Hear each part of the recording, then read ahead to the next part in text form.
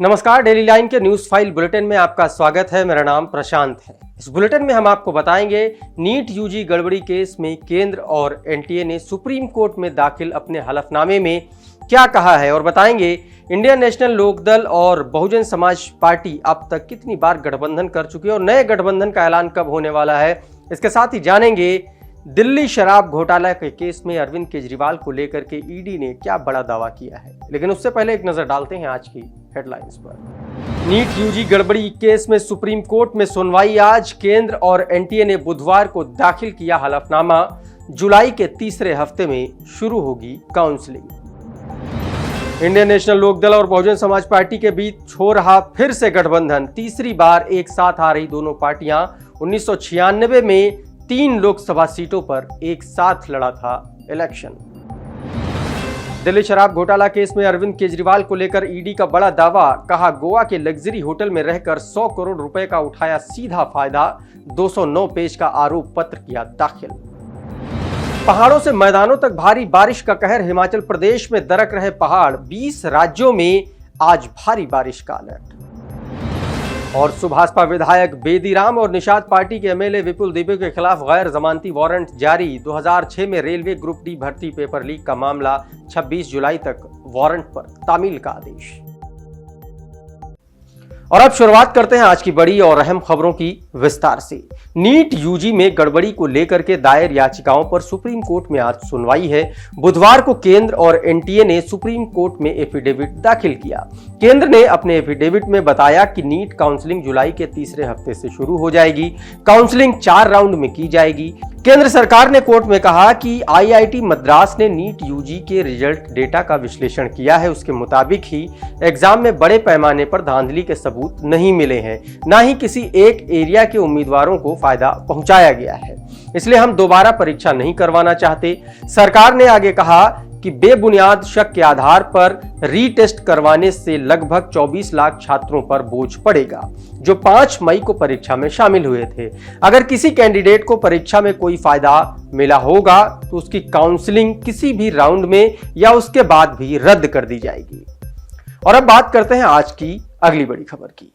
हरियाणा में Indian national Lokdal और Bahujan Samaj party के बीच आज यानी कि 11 जुलाई को गठबंधन होने जा रहा है। चंडीगढ़ में दोनों पार्टियों के गठबंधन की घोषणा की जाएगी। बता दें कि यह तीसरी बार है जब दोनों दल एक साथ आ रहे हैं। साल 1996 में लोकसभा चुनाव के दौरान इंडियन नेशनल लोकदल और बहुजन समाज पार्टी के बीच पहली बार अलायंस हुआ था। साल 1996 के चुनाव में इंडियन नेशनल लोकदल ने 7 और बसपा ने 3 लोकसभा सीटों पर चुनाव लड़ा था। इसके बाद दूसरी बार साल 2018 में बसपा और इंडियन नेशनल लोकदल के बीच राजनीतिक गठजोड़ हुआ था। हालांकि ये गठबंधन विधानसभा चुनाव तक लोगों के बीच नहीं पहुंच पाया। चुनाव से पहले ही दोनों दलों के बीच दूरियां आ गईं। इसके बाद पिछले दिनों ही इंडियन लोकदल के राष्ट्रीय महासचिव अभय चौटाला और बहन जी मायावती के बीच में मुलाकात हुई थी और उसके बाद से ही ये अटकलें लगाई जाने लगी थी कि हरियाणा के इस बार के विधानसभा चुनाव में बहुजन समाज पार्टी और इंडियन लोकदल के साथ एक बार फिर से गठबंधन हो सकता है। और अब बात करते हैं आज की एक और बड़ी खबर की। प्रवर्तन निदेशालय ने दिल्ली शराब घोटाले में अरविंद केजरीवाल को लेकर के एक बड़ा दावा किया है।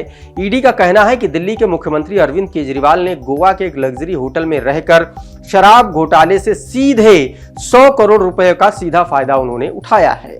केजरीवाल के खिलाफ ईडी ने अपने आरोप पत्र में यह भी कहा है कि आबकारी नीति के संदर्भ में दिल्ली सरकार के जरिए बनाया गया मंत्रियों का जो समूह था वो सिर्फ और सिर्फ दिखावा था। दरअसल पीएमएलए कोर्ट में ईडी ने 17 मई को 209 पेज का आरोप पत्र दाखिल किया था। वहीं इस पर कोर्ट ने 9 जुलाई को संज्ञान लिया है। इस केस में केजरीवाल और उनकी पार्टी को आरोपी बनाया गया है। केजरीवाल को 12 जुलाई को कोर्ट में पेश किया जाएगा। ईडी ने अपने आरोप पत्र में केजरीवाल को दिल्ली उत्पाद शुल्क घोटाले का सरगना और मुख्य साजिशकर्ता भी बताया है। और अब बात करते हैं आज की एक और बड़ी खबर की।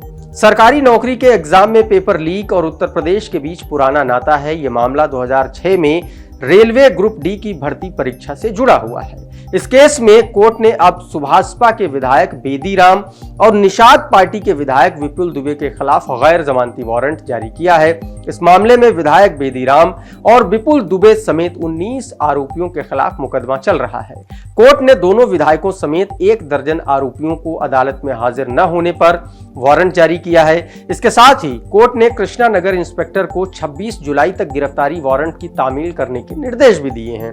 दरअसल एसटीएफ ने फरवरी 2006 में बेदीराम और विपुल दुबे को पेपर लीक मामले में अरेस्ट किया था। इस मामले में दोनों के खिलाफ गैंगस्टर एक्ट भी लगाया गया था। एसटीएफ ने आरोपियों के पास से रेलवे भर्ती ग्रुप डी की परीक्षा का प्रश्न पत्र बरामद होने का दावा किया था। जानकारी के मुताबिक बेदीराम पर कुल 9 मुकदमे दर्ज हैं, जिसमें से 8 केस पेपर लीक से जुड़े हुए हैं, जिसमें यूपी समेत मध्य प्रदेश और राजस्थान में भी केस दर्ज किए गए हैं। और अब बात करते हैं आज की अगली बड़ी खबर की। बिहार के मुख्यमंत्री नीतीश कुमार एक बार फिर चर्चा में हैं। नीतीश कुमार के एक वीडियो को लेकर के वार पलटवार का दौर शुरू हो चुका है। दरअसल सीएम नीतीश पटना में जेपी गंगा पथ के लोकार्पण के लिए कल पहुंचे थे। प्रोजेक्ट में चल रही देरी के चलते नीतीश कुमार नाराज हो गए। मुख्यमंत्री कुर्सी से उठे और निर्माण का काम देख रहे प्रोजेक्ट मैनेजर के पैर छूने के लिए आगे बढ़ गए।